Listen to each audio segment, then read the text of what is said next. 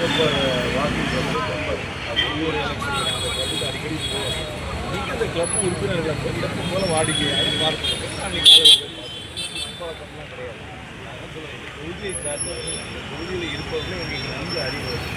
இன்றைக்கி வள்ளல் அழகப்பர் வாக்கர் பற்றி அதை புதிதாக செய்யும் ஒரு சம்பிரதாயம் கிடையாது.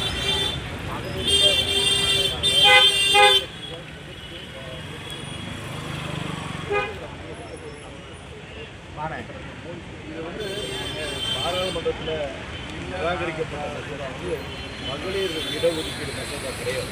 தெளிவாக தெரியும்.